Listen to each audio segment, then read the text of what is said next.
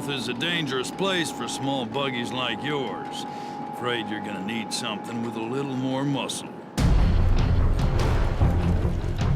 Fundamentally, a first-person shooter needs to pull the player into the action, to have him ducking and dodging in his chair what he sees coming at him on the screen.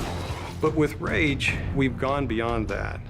There's so many different things to do. There's so many characters to interact with. There's this world to explore. There's vehicles to drive. So it just becomes immersive on so many levels that when the player is in it, he's engaged with not just the action, but the story, the characters, the world.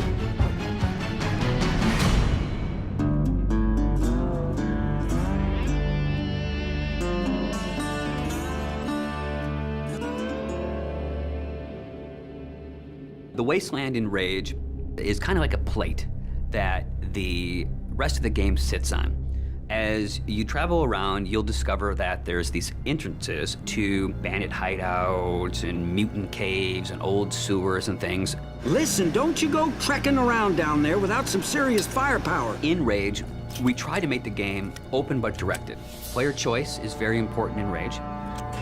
The Wasteland is more than just a setting for the story. It's its own gameplay level, for lack of a better word. It's the thing that stitches the story and it stitches the action all together.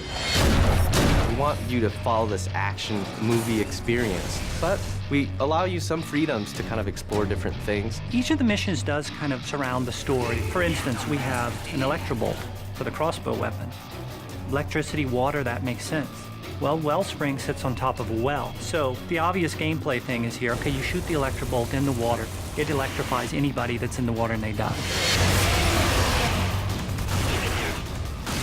As you travel through the Wasteland, you meet very interesting, very over-the-top characters. Great! Muy bueno! We are simpático, eh? And we feel that creating memorable characters that offer you memorable missions really kind of helps drive the whole experience forward.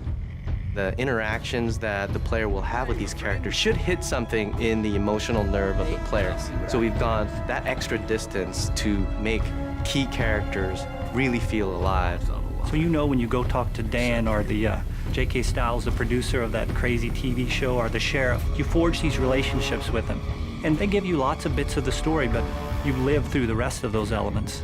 We felt that crafting interesting people made everything fit together. I know you got questions, but we gotta get moving.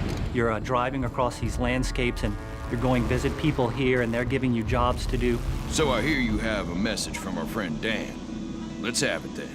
One of the things that we discovered with Rage is when people saw us drive around, shooting other cars, they immediately said, I want to do that in multiplayer.